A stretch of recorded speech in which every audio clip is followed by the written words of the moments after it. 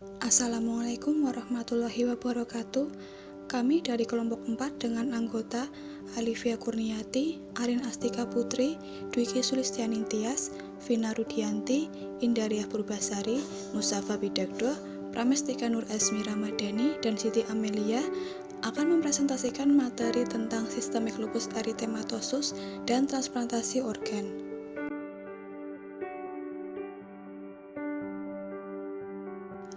Materi pembahasan bagian A, sistemik lupus eritematosus terdiri dari definisi, etiologi, patofisiologi, klasifikasi, manifestasi klinis, faktor risiko, diagnosis, dan penata laksanaan.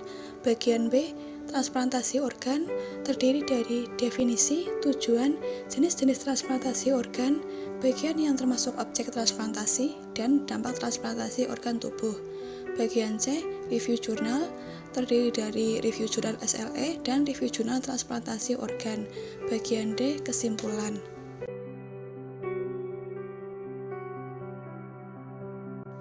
Yang pertama, kami akan membahas tentang sistemik lupus eritematosus atau SLE. Definisi SLE. Sistemik lupus eritematosus adalah penyakit autoimun yang kompleks ditandai oleh adanya autoantibodi terhadap inti sel dan melibatkan banyak sistem organ tubuh. Menurut Suarjana 2015, lupus adalah penyakit inflamasi kronik sistemik yang disebabkan oleh sistem kekebalan yang keliru sehingga mulai menyerang jaringan dan organ tubuh sendiri. Menurut Kemenkes 2017. Yang kedua ada etiologi SLE. Ada beberapa faktor predisposisi yang dapat menimbulkan penyakit SLE, yaitu faktor jenis kelamin dan faktor genetik dapat menjadi predisposisi terjadinya SLE. Hal ini dibuktikan konkordansi penyakit SLE pada kembar identik adalah sekitar 20-25% dan bahwa dalam kembar dizigot adalah sekitar 5%. Faktor lingkungan yang dapat menjadi relevan dengan kejadian SLE diantaranya faktor zat kimia seperti pewarna rambut, sinar ultraviolet, rokok, obat-obatan. Faktor makanan, faktor agen infeksius seperti retrovirus dan endotoksin atau bakterial DNA. Faktor hormonal, semen, terapi, kontrasepsi oral, dan prenatal yang terekspos dengan estrogen. Yang ketiga ada patofisiologi SLE. Patofisiologi SLE dikaitkan dengan terjadinya abnormalitas pada aktivasi dan pensinyalan limfosit C dan B.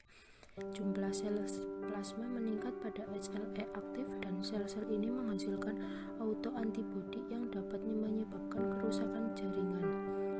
Interaksi antara gen dengan lingkungan menghasilkan transport imun abnormal yang menyebabkan terbentuknya autoantibodi patogen dan kompleks imun yang tersimpan dalam jaringan yang kemudian mengaktifkan komplement hingga menyebabkan peradangan dan dari waktu ke waktu akan menyebabkan kerusakan organ yang bersifat permanen. Kompleks imun terbentuk ketika antibodi antinuklear atau ANA berikatan dengan bahan inti dalam darah dan jaringan, kemudian dapat menumpuk di gagal ginjal, kulit, SSP, dan organ lainnya, sehingga abnormalitas sel T akan mempengaruhi gangguan imun pada SLE. Yang keempat ada klasifikasi SLE. Penyakit SLE dapat diklasifikasikan menjadi 3 macam, yaitu discoid lupus, sistemik lupus eritematosus atau SLE, dan lupus yang diindikasi obat. Yang pertama ada discoid lupus. Lesi berbentuk lingkaran atau cakram dan ditandai oleh batas eritema yang meninggi, sekuma, sumbatan folikuler, dan telangiectasia. Penyakit ini dapat menimbulkan kecacatan karena lesi inti memperlihatkan atrofi dan jaringan perut di bagian tengahnya serta hilangnya apendiks kulit secara menetap. Yang kedua disebabkan oleh SLE. Penyakit SLE merupakan penyakit peradangan atau inflamasi multisistem yang disebabkan oleh banyak faktor dan dikarakterisasi dikarakterisasi oleh adanya gangguan dysregulasi sistem imun berupa peningkatan sistem imun dan produksi autoantibodi yang berlebihan. Terbentuknya autoantibodi terhadap DNA menyebabkan kerusakan jaringan melalui mekanisme pengaktifan komplement. Yang ketiga ada lupus yang diindikasi obat. Lupus yang disebabkan oleh indikasi obat tertentu, khususnya pada asetilator yang mempunyai gen human leukosit antigen D-related, menyebabkan asetilasi obat menjadi lambat. Hal ini direspons sebagai benda asing oleh tubuh sehingga tubuh membentuk kompleks antibodi antinuklear anak untuk menyerang benda asing tersebut. Yang kelima ada manifestasi klinis SLE. 1. Manifestasi umum, cepat lelah, nafsu makan menurun, demam, dan menurunnya berat badan. 2. Sistem integumen, lesi akut pada kulit yang terdiri atas ruam berbentuk kupu-kupu yang melintang pangkal hidung, pipi, dan ulkus oral dapat mengenai mukosa pipi atau palatum durum. Yang ketiga, sistem muskolateral, artalgia, artritis, nyeri, tekanan dan rasa nyeri ketika bergerak dan rasa kaku pada pagi hari. 4. Sistem perkemihan, glomerulus renal yang biasanya terkena. 5. Sistem gastrointestinal, kelainan pada esofagus, vaskulitis mesentrika, radang pada usus, pankreatitis, hepatitis, dan peritonitis. Yang keenam, sistem hematologi, anemi, trombositopeni, limfopenia, dan leukopeni. Faktor risiko SLE. Yang pertama ada faktor genetik. SLE merupakan penyakit multigen yang mana pada individu dengan SLE, fagositosis dan penghancuran sel apoptotik dan kompleks imun yang tidak mumpuni. Jadi, pada SLE antigen tetap tersedia, dipresentasikan di lokasi yang dikenali oleh sistem imun. Antigen, autoantibodi, dan kompleks imun bertahan dalam jangka waktu yang lebih lama, memungkinkan kerusakan jaringan terakumulasi pada titik kritis. Kemudian ada faktor lingkungan. Di antara pencetus aktivitas penyakit lupus, sinar ultraviolet merupakan faktor yang paling dikenal. Mekanisme aksinya dapat mencangkup induksi epitop antigen di dermis atau epidermis, pelepasan materi inti oleh sel kulit yang dirusak oleh cahaya atau disregulasi sel imun kulit. Yang ketiga ada pengaruh hormonal. Observasi klinis menunjukkan peran hormon seks steroid sebagai penyebab SLE.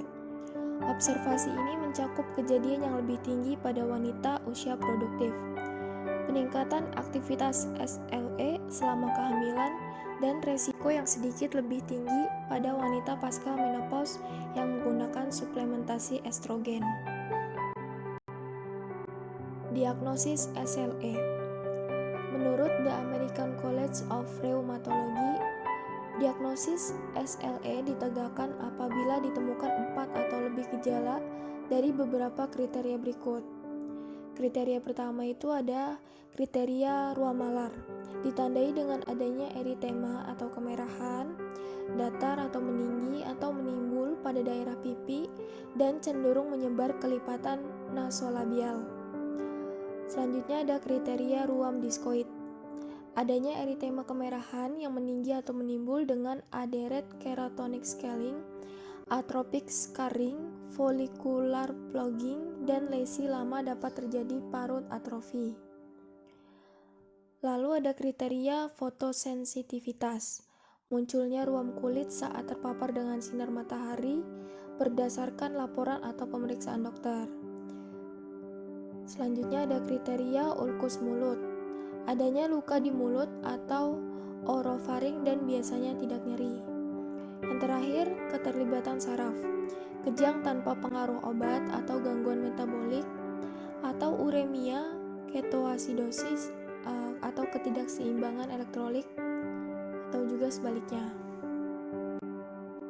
Penata laksanaan SLE.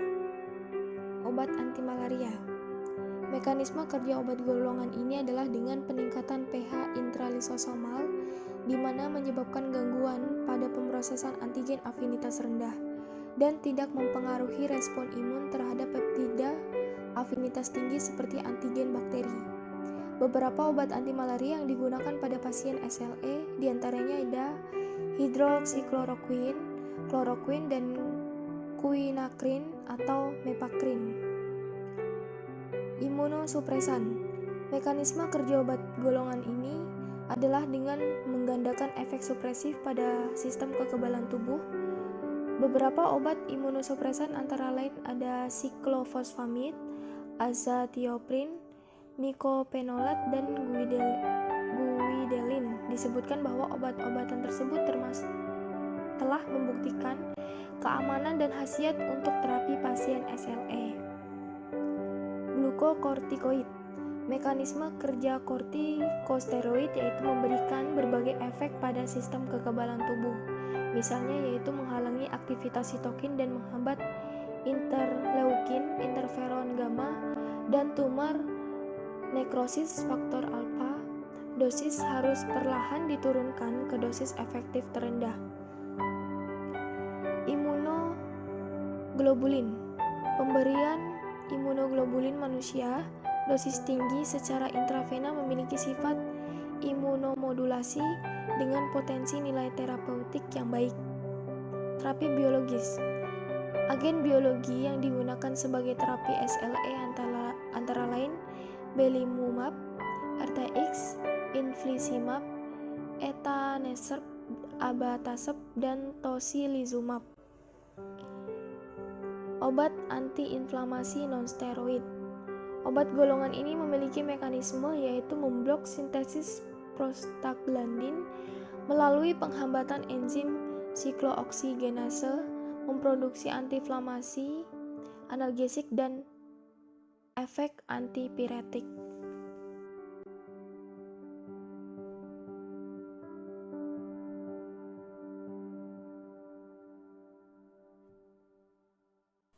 B. Transplantasi organ. 1. Definisi transplantasi organ. Secara etimologi, transplantasi berasal dari Middle English transplantation, diambil dari bahasa Latin kuno transplanter yang artinya to plant.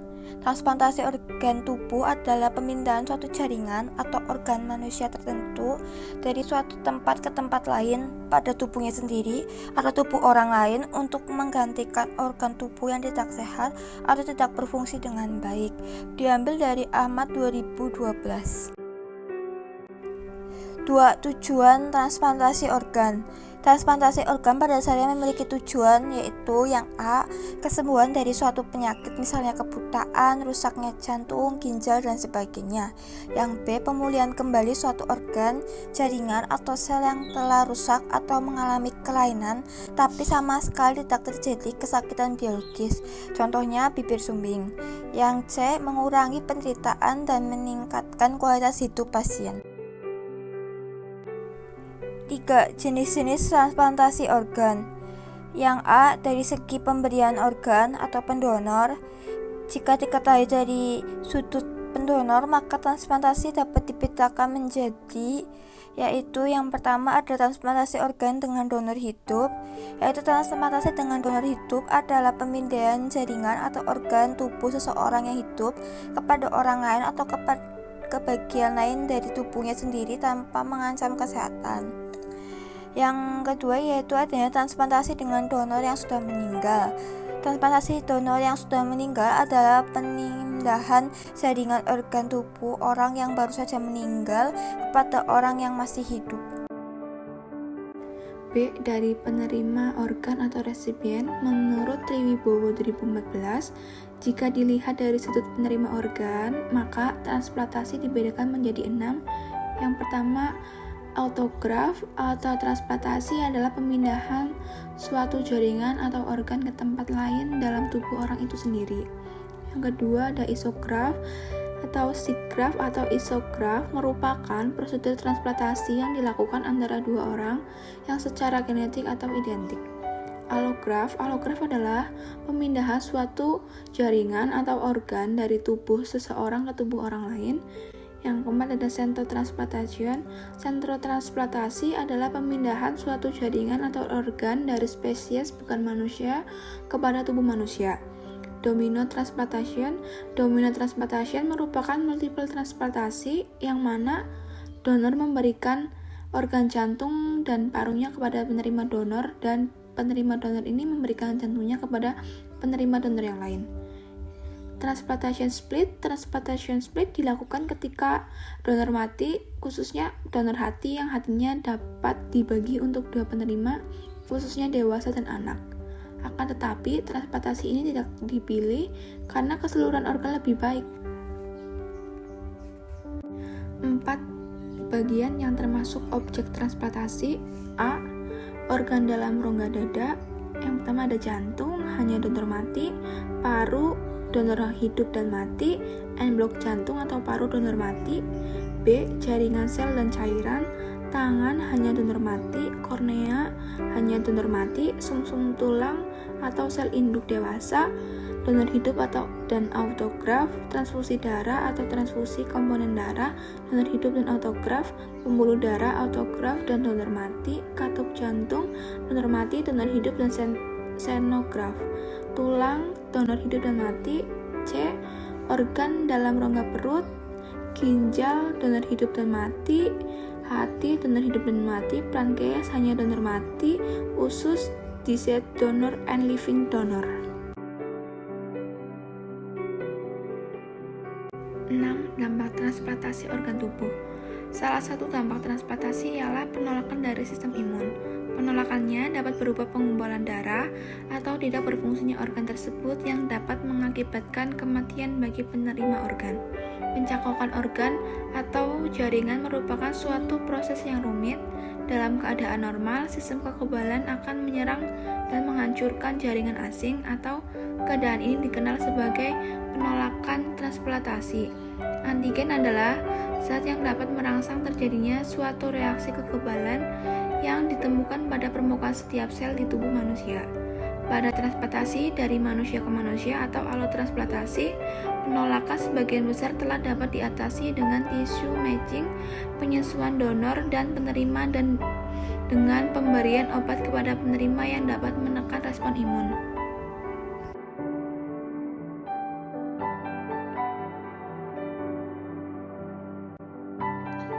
Ya, kemudian C. Review jurnal. Yang pertama review jurnal SLE, yang kedua review jurnal transplantasi organ.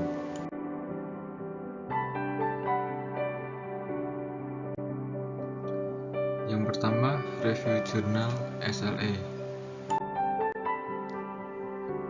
Infectious Process and Systemic Lupus Erythematosus atau proses infeksi dan lupus erythematosus sistemik.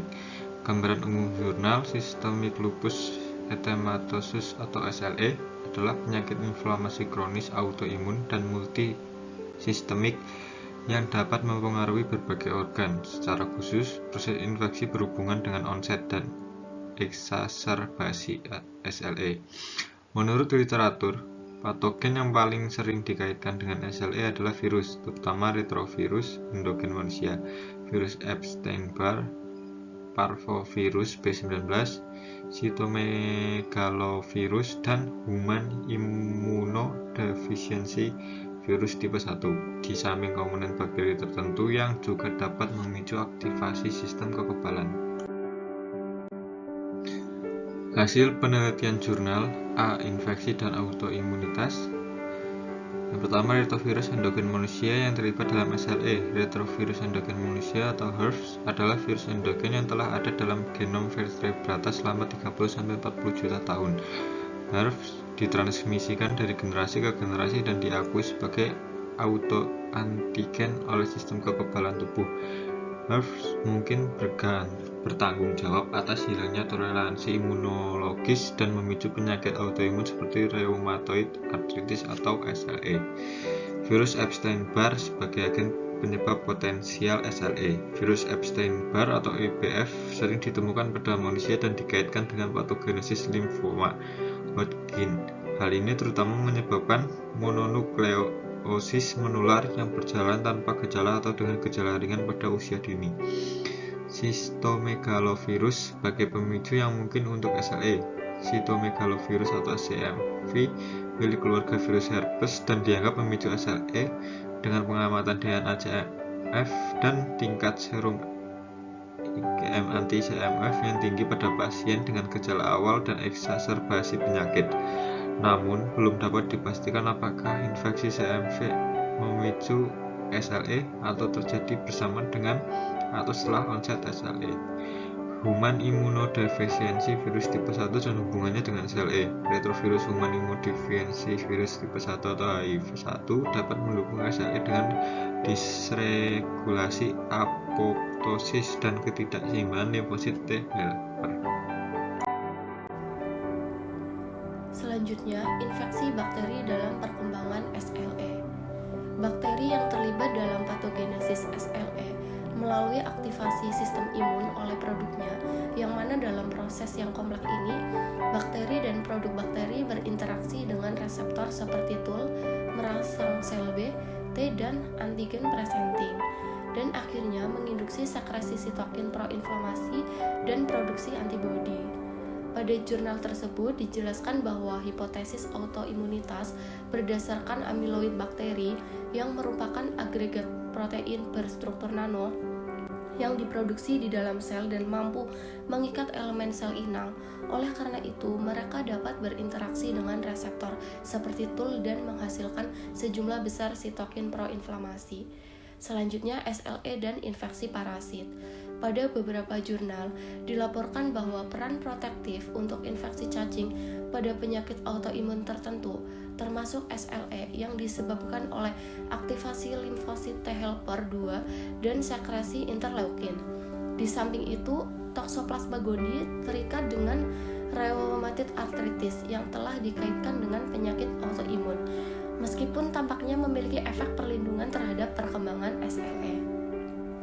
Kesimpulan pada jurnal dapat disimpulkan bahwa hubungan yang jelas dari proses infeksi, terutama infeksi virus, dengan timbulnya SLE. Reaktivasi diri dapat dipicu oleh mimikri molekuler dengan struktur inang yang disebabkan oleh induksi oleh infeksi sitokin proinflamasi bersama dengan adanya imunokompleks atau fraksi virus atau bakteri. Namun, penelitian lebih lanjut diperlukan untuk menjelaskan etiologi SLE dan mekanisme molekuler yang terlibat untuk mengembangkan pendekatan pencegahan.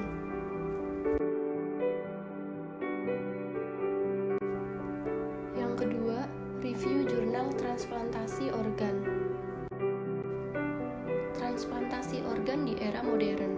Gambaran umum jurnal. Transplantasi organ adalah salah satu kemajuan paling sukses dalam pengobatan modern. Untuk pasien dengan penyakit stadium akhir, transplantasi paling sering memberikan satu-satunya kesempatan mereka untuk bertahan hidup. Bahkan sebelum transplantasi pertama dilakukan, jelas bahwa PL hanya bisa berhasil dengan pendekatan multidisiplin. Selama hampir 1 abad, kontribusi spesialis anestesiologi dan kritis sebagian besar kurang terwakili dalam literatur dunia. Kemajuan dalam anestesi dan perawatan kritis, terutama dalam evaluasi dan optimalisasi praoperasi, manajemen intraoperatif dan perawatan pasca operasi, telah memberikan kontribusi yang signifikan terhadap keberhasilan OT. Hasil penelitian jurnal untuk transplantasi ginjal, optimalisasi perfusi cangkok mesin ex vivo, dan protokol untuk menggunakan cangkok kriteria yang diperluas, evaluasi kandidat praoperasi, pencocokan cangkok dan penerima, pra-perawatan penerima menggunakan prakondisi iskemik, dan donor menggunakan hipotermia ringan. Untuk membantu meringankan kekurangan ginjal untuk transplantasi, UNOS baru-baru ini memperkenalkan program percontohan transplantasi ginjal donasi berpasangan. Program ini membantu orang yang telah mengidentifikasi yang tidak cocok donor hidup menemukan donor yang cocok dan menerima transplantasi. Untuk transplantasi hati, Beberapa strategi telah dikembangkan untuk meningkatkan ketersediaan organ, termasuk transplantasi hati donor hidup atau LDLT, transplantasi hati split, dan pemanfaatan cangkok ECD dan DCD. Saat ini, beberapa negara telah menetapkan program LDLT dengan Korea Selatan, Turki, Jepang, dan AS sebagai pemimpin di lapangan. Untuk transplantasi jantung dan paru-paru, perfusi selama pengawetan biasanya normotermik tetapi juga hipotermia dari organ-organ ini telah terbukti bermanfaat. Pendekatan lain yang saat ini digunakan untuk transplantasi jantung adalah penerimaan organ dengan penyakit arteri koroner ringan atau CAD dan penggunaan jantung yang sebelumnya dicangkokkan. Area lain yang sedang diselidiki termasuk mencegah dan mengelola penolakan kronis, mencegah infeksi dan keganasan pasca operasi, optimalisasi hasil pasca operasi, menyempurnakan teknik bedah, dan meningkatkan penelitian pemulihan jantung donor setelah kejadian hipoksemia. Transplantasi pankreas. Prosedur transplantasi pankreas ginjal sangat umum saat ini karena tingginya insiden nefropati diabetik terkait dengan diabetes mellitus. Transplantasi pulau terpencil sedang dilakukan dengan frekuensi yang meningkat dan merupakan topik dari banyak penelitian yang berlangsung. Untuk transplantasi usus dapat dilakukan sendiri atau sebagai bagian dari prosedur multi organ. Meskipun peningkatan yang signifikan dalam kelangsungan hidup, penolakan dan infeksi sitomegalovirus masih merupakan masalah yang signifikan. Penyempurnaan protokol imunosupresif yang ada dan pengembangan obat baru merupakan prioritas penelitian di bidang ini. Kesimpulan jurnal. Dapat disimpulkan bahwa tantangan utama dalam transplantasi saat ini untuk semua jenis organ adalah ketidakseimbangan antara kebutuhan organ dan ketersediaan organ, dan strategi untuk mengatasi masalah ini termasuk transplantasi menggunakan cangkok kriteria diperpanjang atau ECD, donasi setelah kematian jantung atau DCD, penggunaan perfusi mesin untuk pengawetan cangkok dengan kualitas rendah atau awalnya dibuang, serta penggunaan donor hidup dan cangkok split cangkok hati.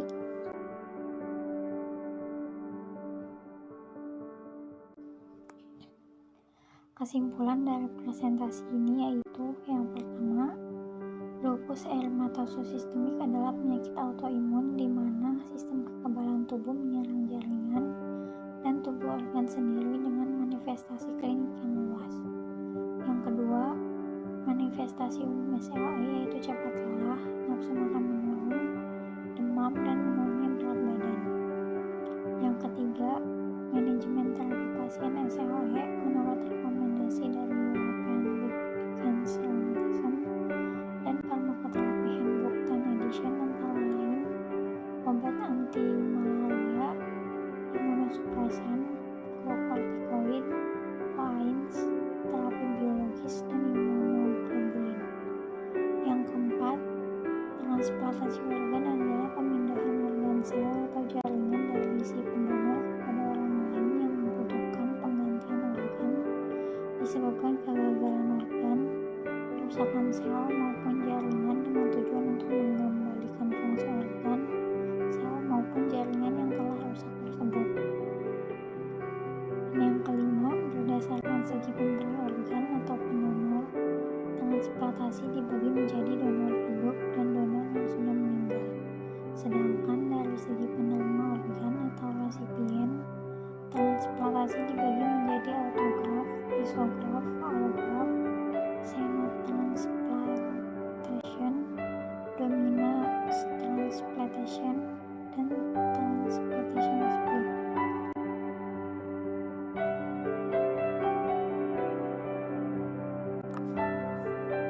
Terima kasih, sekian presentasi dari kelompok kami. Wassalamualaikum warahmatullahi wabarakatuh.